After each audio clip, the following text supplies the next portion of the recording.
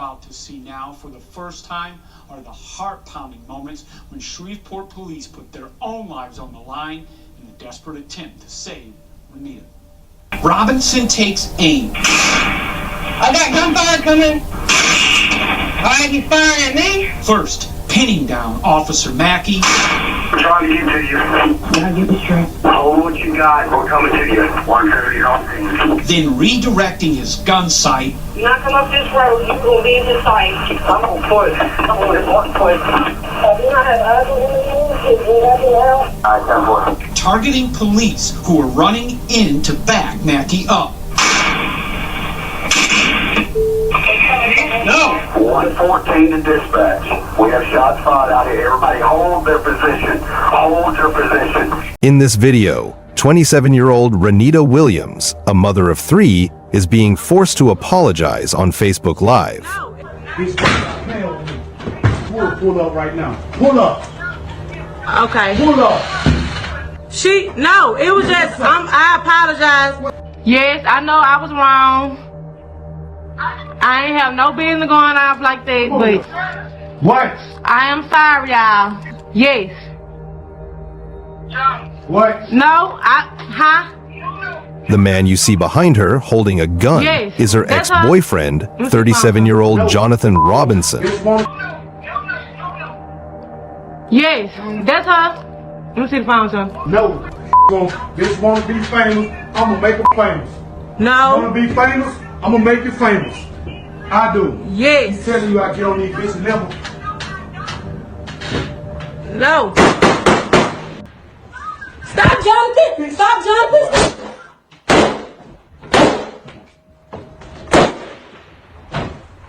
Now, game over. Stop, Jonathan. Stop, Jonathan. Those were the final words of 27-year-old Ranita Williams, broadcast live to the world through Facebook's live streaming feature. Her desperate plea echoing across the internet as her life hung in the balance. I apologize. Yes, I know I was wrong. I ain't have no business going off like that, but What? I am sorry, y'all. What you're about to hear is not just another true crime story. This is a chilling examination of how social media feuds can escalate into deadly reality. How a toxic love triangle, fueled by online drama and masculine rage, culminated in one of the most disturbing murders ever streamed live on social media. Over the next 30 minutes, we'll uncover the red flags that led to this tragedy. We'll explore the 20-year criminal history that should have been a warning. We'll examine the social media posts that triggered a cross-state killing spree. And we'll take you inside the 80-minute standoff that ended with a mother of 3 lying dead while the world watched. This case contains discussions of domestic violence, gun violence, and disturbing audio content. Viewer discretion is advised. Welcome to True Crime Tales HQ. If you're new here, we dive deep into cases that matter, examining not just what happened, but why it happened and how we can prevent it from happening again. Before we continue, please hit that like button, subscribe to the channel, and turn on notifications so you never miss our latest investigations. Most importantly, share this video. These stories save lives when the right person sees them at the right time. But before we dive into the darkness that consumed Jonathan Robinson's mind, we need to understand the light that was extinguished that day. We need to meet the woman whose only crime was trying to move on with her life. Her name was Ranita Williams, but to those who loved her most, she was simply Nunu. Born and raised in Shreveport, Louisiana, Ranita was a 27-year-old single mother who had turned her passion for design into a thriving business. She wasn't just surviving in a community plagued by high crime rates and poverty, she was building something beautiful. As an interior designer, Ranita had a gift for transforming houses into homes. Her social media was filled with before and after photos of her work, each project a testament to her creativity and determination. But her greatest masterpiece wasn't found in any home she designed, it was the life she was building for her 3 children.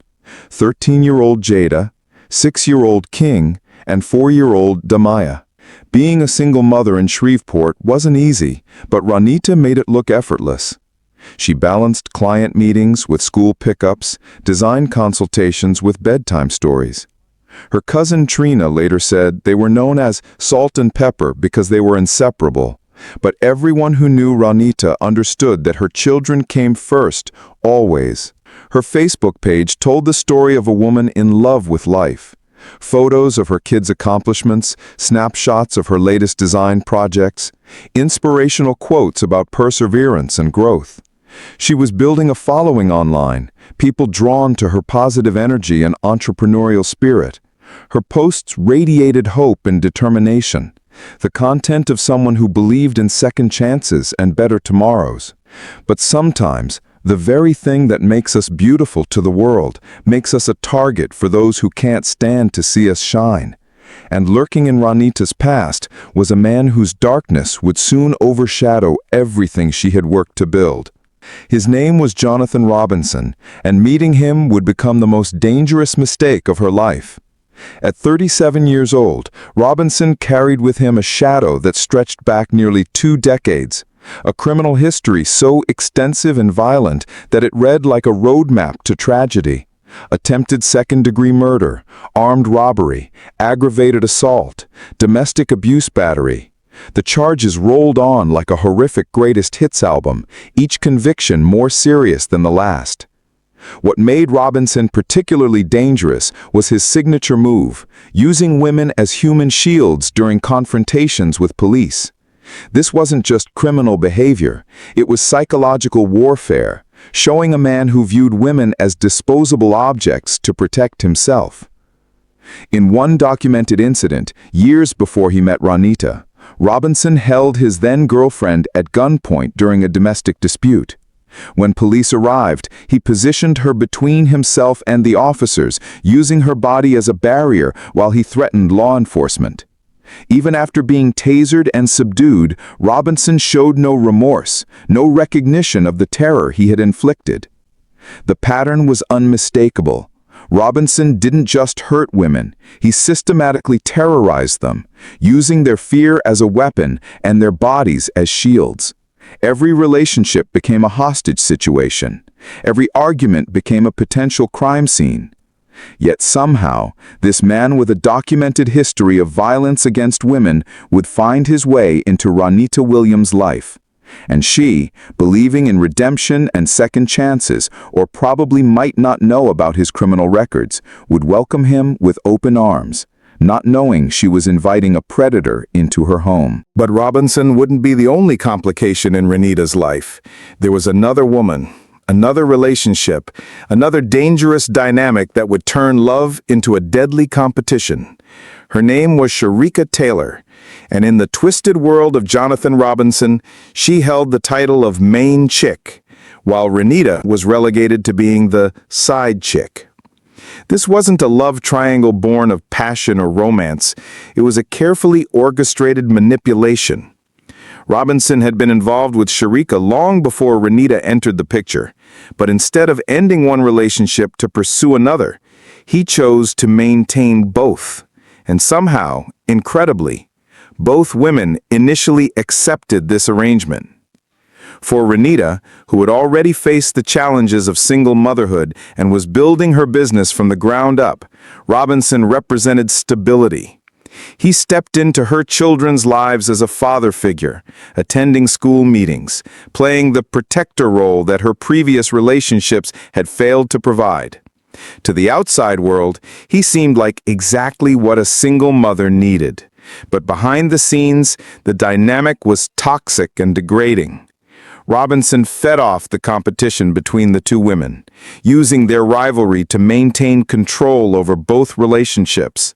He would play them against each other, sharing details from one relationship with the other, creating jealousy and insecurity that kept both women fighting for his attention rather than questioning his behavior.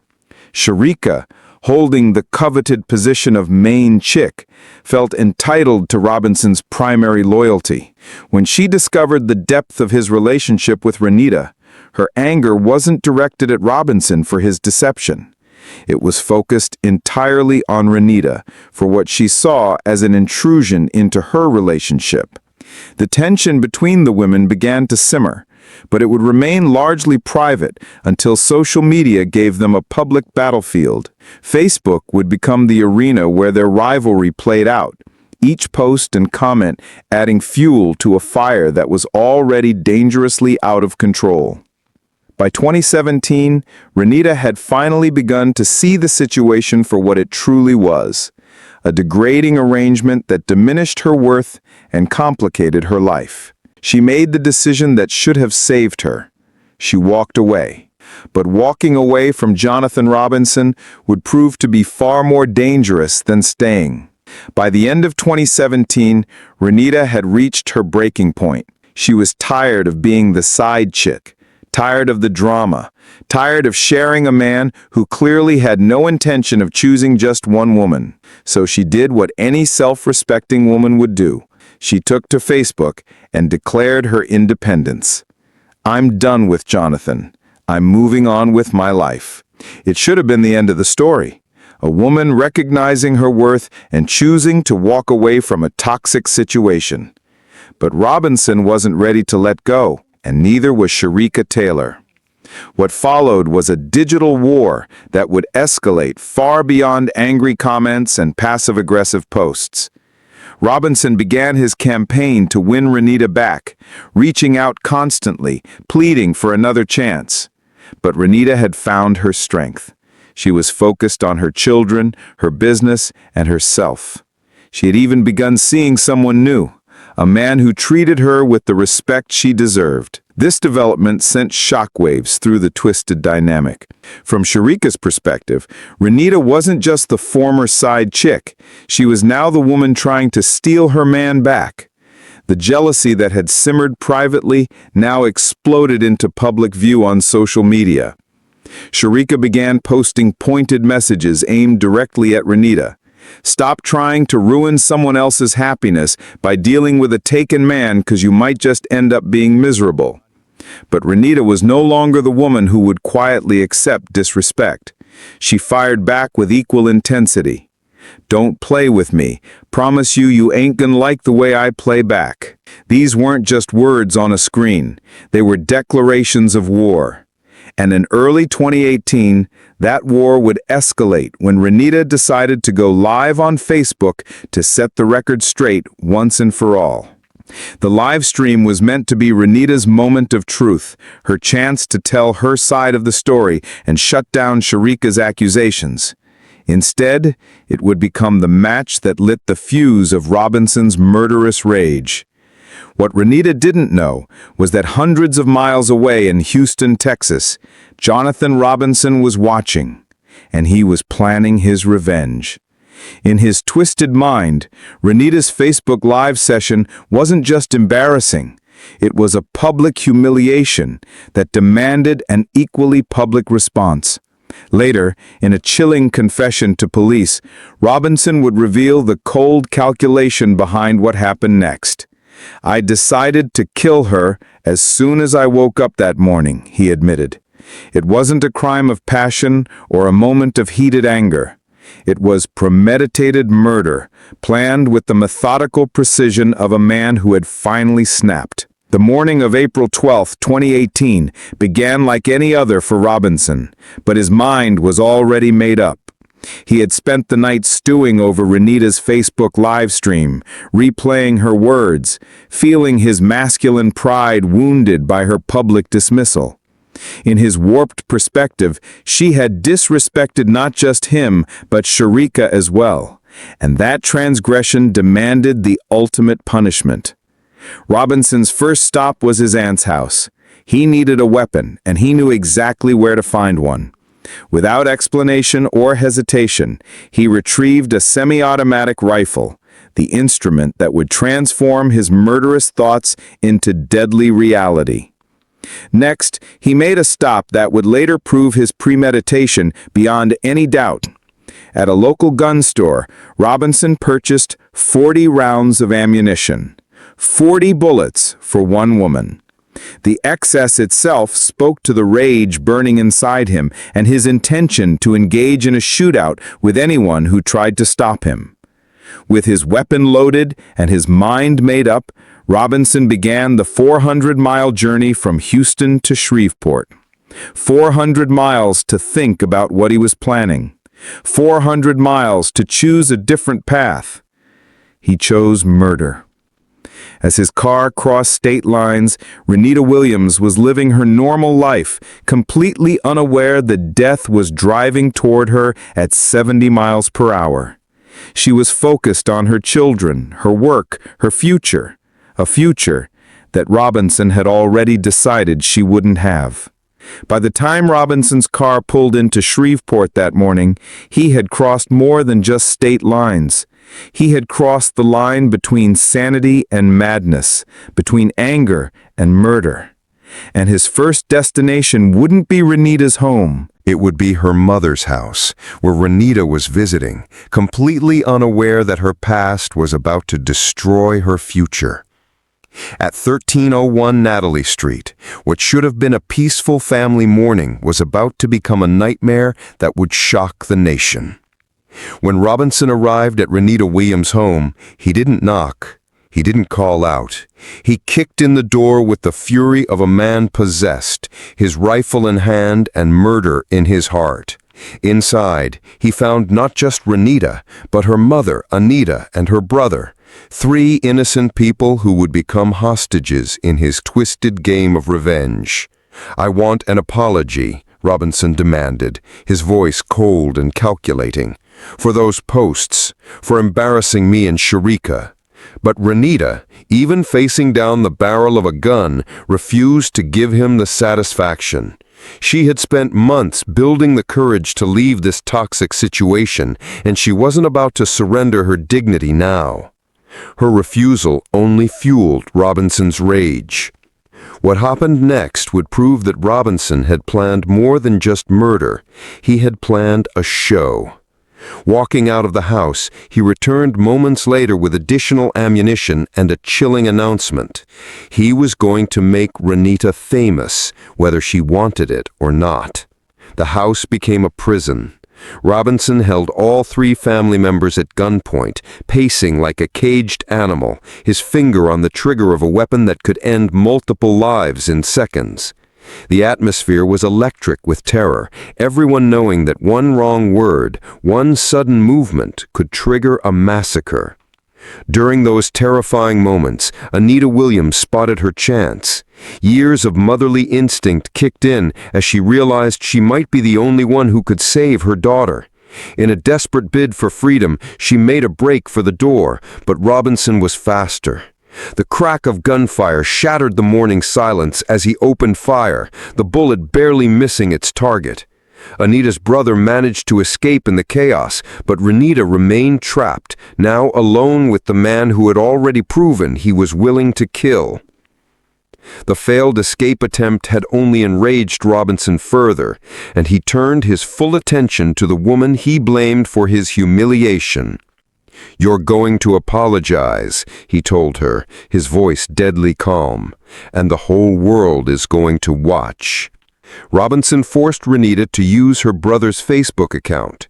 Her own had been temporarily blocked. Yes, I know I was wrong. I ain't have no business going off like that, but She had no idea that miles away, her mother was running to a neighbor's house, frantically dialing 911, her voice breaking as she screamed into the phone. You send the police at 1301 Natalie. 1301 Natalie. Because they shoot Jonathan Robinson. Okay, Jonathan. 1301 Natalie Street. Okay, is he shooting now? Yeah, he's shooting now, ma'am. Okay. All Can you right. tell me what he's wearing? Hold on. Can you tell me what he's wearing? Hello? Yeah. Can you tell me what... Ma'am, I can't tell what he got on. Okay, yeah. Can you see him right now? Officers need to know when they pull up who he is. He's in a car. Okay, what kind of... He's in a little brown car. The car's still in the driveway. Okay, who is he shooting at? He's shooting at my daughter. Okay. Okay, is everybody safe inside of the residence? No, ma'am. Okay, My daughter in there. Where's your daughter at? She in there now. Okay, and what's your name, ma'am? Anita Williams. Okay, I'm gonna keep you on the phone if you can until officers get there so you can make sure you guys are okay. Okay. Okay, and where is he at now? Do you know? He in the house still. He's still in the house, ma'am. Okay, he's in the house? Yes, ma'am. Okay, and where are you? I'm outside. I'm at a house. Okay. All right. Okay, no, stay on the phone with me. Tell them, please, ma'am, to hurry up. They're on the way. While we're talking, they're on the way, okay? Are they into some type of dispute or something? Yes, ma'am. He has the gun. He in there now. Okay, and you don't know what color shirt he's wearing or nothing like that? He got on burgundy shirt, but the car's still in the yard, ma'am. Okay, that's fine, but like I said, you can stay on the phone with me. Okay, it's 1301 Nelly. He's in the house with the gun. They're already on the way. Is your daughter in the house, too? Yes, she's in there with my son. Okay, and your son, how old is your son? He's 30. 30, okay. The 911 operator's voice was steady, professional, trying to gather crucial information while Anita Williams sobbed into the phone. Inside the house, Robinson was orchestrating his twisted finale. With the Facebook Live feature activated, he positioned himself behind Ranita, his rifle clearly visible to anyone watching the stream. This wasn't just about an apology anymore. This was about power, control, and making a statement that would echo across social media. "Tell them," Robinson commanded, his voice filled with menace. "Tell them you were wrong." Ranita, her voice trembling with terror, began to speak to the camera. "Hey y'all, this Nunu. I apologize. Yes, I know I was wrong. I have no business going off like that." Every word was forced, every syllable extracted under the threat of death. But Robinson wasn't satisfied with just the apology. He wanted the world to see his power, his control. "Want to be famous? I'll make you famous." The live stream continued, broadcasting to a growing audience of horrified viewers who were witnessing something unprecedented, a murder unfolding in real time on social media. Comments began flooding in as people realized what they were watching, some begging Robinson to stop, others calling for police. Then came the moment that would haunt everyone who witnessed it. Without warning, without final words or dramatic speeches, Robinson simply pulled the trigger. No. Go! Stop, Jonathan! Stop, Jonathan! The sound of gunfire crackled through phone speakers across the internet as Ranita Williams fell. "Stop, Jonathan," she gasped, her final words echoing across cyberspace. "Stop, Jonathan." But he didn't stop. Standing over her fallen body, Robinson delivered his chilling closing statement to the camera. "Now, bitch. Game over. Game over." The phone tumbled to the floor, the screen showing only the ceiling and shadows, but the audio continued to capture the horror. The woman who had only wanted to move on with her life was gone, and the world had watched it happen. But Robinson's reign of terror was far from over. Outside, the sound of sirens was growing louder, and he still had plenty of ammunition left. What began as a domestic murder was about to escalate into one of the most intense police standoffs in Shreveport's history. What you're about to see now for the first time are the heart-pounding moments when Shreveport police put their own lives on the line in a desperate attempt to save Ranita. Seconds after she radios in, Dispatch, be advised, I heard multiple shots inside that house when I rolled up.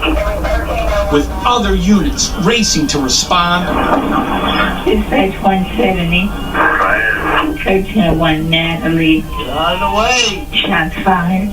451 is code 2 to that officer on Natalie. Robinson takes aim. I got gunfire coming.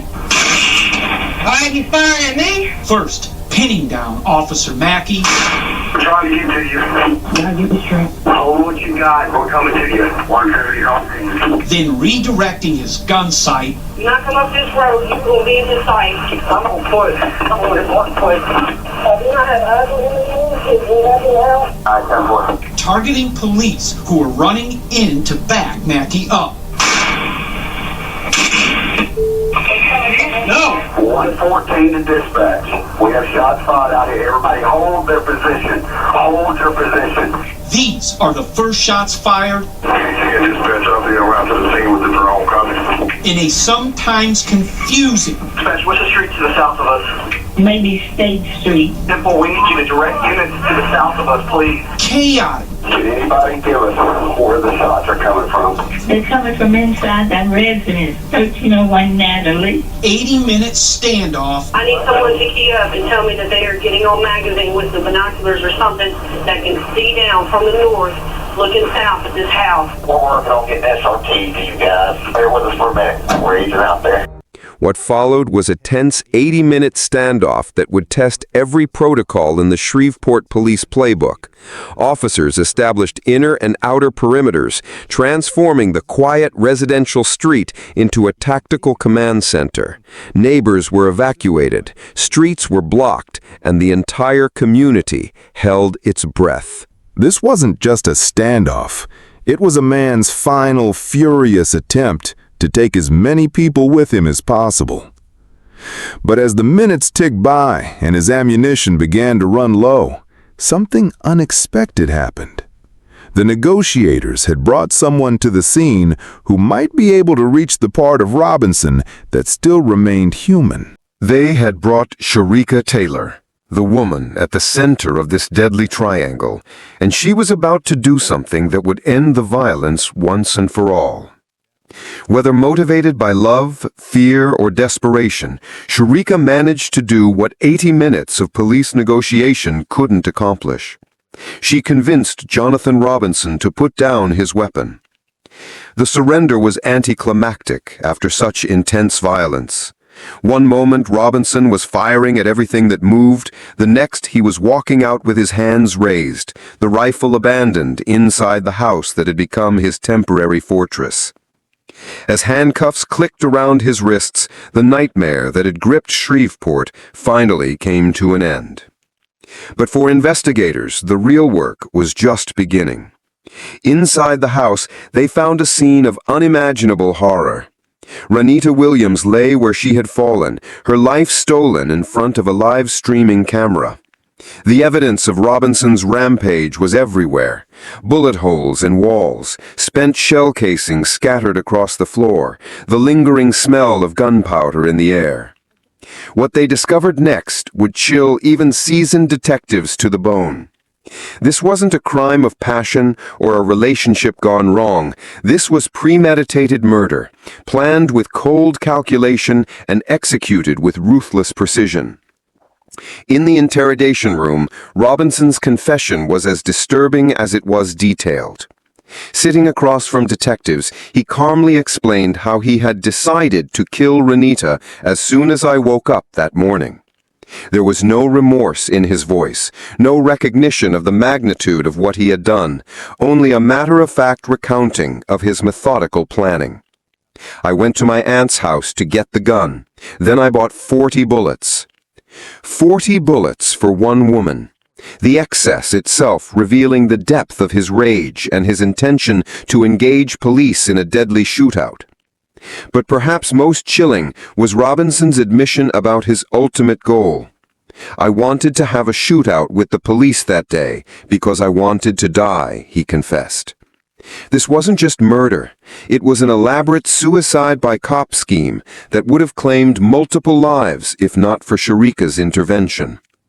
The psychological profile that emerged painted a picture of a man consumed by wounded pride and masculine rage. In his twisted worldview, Ranita's public dismissal of him on social media was an unforgivable humiliation that demanded the ultimate punishment. As investigators compiled their evidence and prosecutors prepared their case, one question remained. In a state where first-degree murder could mean the death penalty, what fate awaited the man who had broadcast murder to the world? The answer would come in a courtroom where justice and mercy would collide in unexpected ways. When Jonathan Robinson was formally charged with first-degree murder, the severity of his crime meant he faced Louisiana's ultimate punishment, death by lethal injection. But from the very beginning, Robinson surprised everyone with his response to the charges. Unlike many defendants who maintain their innocence or blame circumstances beyond their control, Robinson wanted to plead guilty immediately. At hearing after hearing, he begged Judge Catherine Doro to let him accept responsibility for what he had done. "Let me plead guilty and get all this over with," he implored, his voice breaking with what appeared to be genuine remorse. But Louisiana law prevented him from pleading guilty to a capital charge. You cannot plead guilty when the death penalty is on the table. So for months, the case moved forward toward what seemed like an inevitable death penalty trial, with Robinson growing increasingly agitated at each court appearance. His courtroom behavior became legendary among courthouse staff. At one hearing, as a detective recounted the details of Ranita's murder, Robinson began sobbing uncontrollably. When members of the victim's family started crying and began to leave the courtroom, the shackled Robinson attempted to overturn the defense table, toppling backward to the floor and taking his chair with him. Bailiffs had to calm him down before lifting him back into position. More than a dozen bailiffs were stationed in the courtroom for each of his appearances, expecting outbursts from a man whose grief and guilt seemed to consume him entirely. Yet through it all, one voice remained consistent in calling for something other than vengeance. Anita Williams, the mother who had watched her daughter die on Facebook Live, had made a decision that shocked prosecutors and the community alike. She didn't want Jonathan Robinson to die for what he had done. Because I knew what I wanted in my heart and what I believe in. I didn't believe in killing nobody. I never believed in killing nobody. Not just him, nobody. Not even an enemy. So why? Her position created an opening for a plea agreement that would spare Robinson's life while ensuring he could never hurt anyone else. In July 2019, prosecutors dropped their pursuit of the death penalty in exchange for Robinson's guilty plea. The sentence was severe: life in prison without the possibility of parole, plus 100 additional years for shooting at police officers during the standoff. Robinson would die behind bars, but he would die of old age rather than by execution. At his sentencing, Robinson finally got his chance to do what he had been trying to do for months. Fighting back tears, he looked directly at Ranita Williams and spoke the words that had been burning inside him. "I'm so sorry I did what I did. I know I hurt a lot of people myself. I hope one day you forgive me for what I did." What happened next stunned everyone in the courtroom. Anita Williams, the mother who had watched her daughter die on Facebook Live, looked at her daughter's killer and said the words that would define her incredible strength. "I forgave you already." The exchange continued as Robinson apologized again, and Anita Williams repeated her forgiveness. Before being led away to spend the rest of his life in prison, Robinson added, "I'm sorry for the police too," acknowledging the officers he had wounded during his rampage. Outside the courthouse, Anita Williams explained her decision to a world that struggled to understand her grace. "Killing Jonathan is not going to bring Ranita back, so why? I'm glad justice has been served. Everything is gone. Everything's okay. Now I can rest. Now me and my family can go on with our life." The case sent shockwaves through the social media world and law enforcement communities alike. For the first time, a murder had been broadcast live to hundreds of viewers, creating a new category of digital trauma that psychologists and social media companies were unprepared to handle. Facebook was forced to grapple with the reality that their platform had become a stage for violence. The live stream had been watched by dozens of people in real time, many of whom called 911 or tried desperately to contact authorities. The psychological impact on these unwitting witnesses was profound and lasting. Law enforcement agencies across the country began studying the Shreveport Police Department's response, learning valuable lessons about handling active shooter situations that involve social media broadcasting. The 80-minute standoff became a case study in tactical patience and the importance of having diverse negotiation strategies. But perhaps the most important lessons from this tragedy were the warning signs that had been present for years. Robinson's 20-decade criminal history, his pattern of using women as human shields, his escalating domestic violence. All of these red flags had been documented, yet he remained free to terrorize another victim. The case highlighted the deadly intersection of domestic violence and social media, showing how online conflicts can rapidly escalate into real-world violence. Mental health professionals began studying how social media disputes can trigger dangerous individuals who view public embarrassment as justification for murder. For Ranita's 3 children, Damaya, King, and Jada, life would never be the same. But their grandmother's example of forgiveness would become part of their healing journey, showing them that even in the face of unimaginable loss, choosing grace over hatred was possible. Today, domestic violence organizations use Ranita's story to educate women about the warning signs of escalating abuse, particularly when social media becomes a battlefield. Her case has become a tragic teaching tool, showing how quickly online harassment can turn deadly when the perpetrator has a history of violence. The red flags were all there. Robinson's extensive criminal history, his pattern of using women as shields, his inability to accept rejection, and his escalating rage when publicly challenged.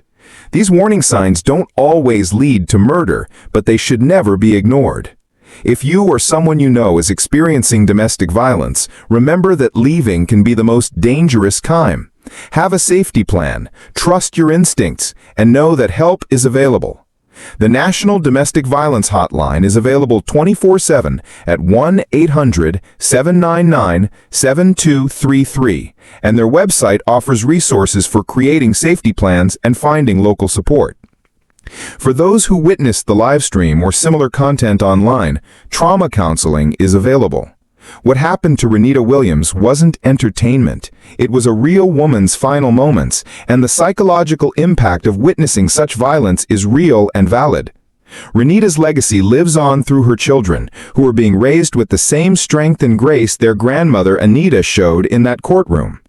They carry forward their mother's entrepreneurial spirit, her love of family, and her belief in second chances, though they've learned the hard way that some people don't deserve them.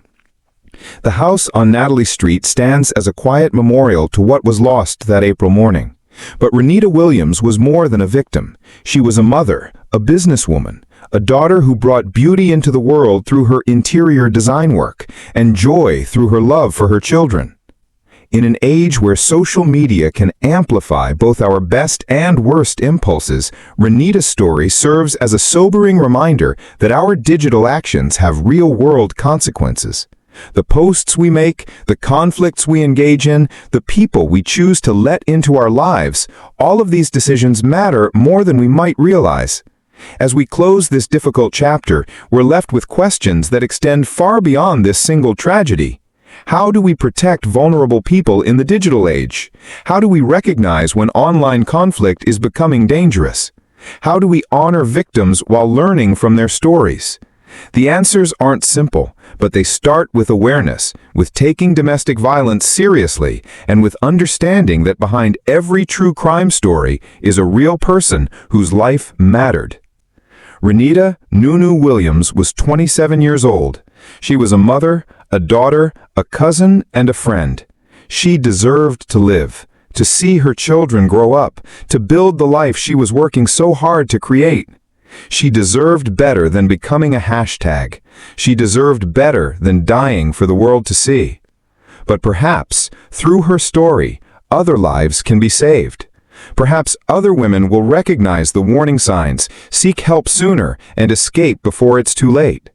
That would be the greatest tribute to Ranita Williams, ensuring that her death was not in vain.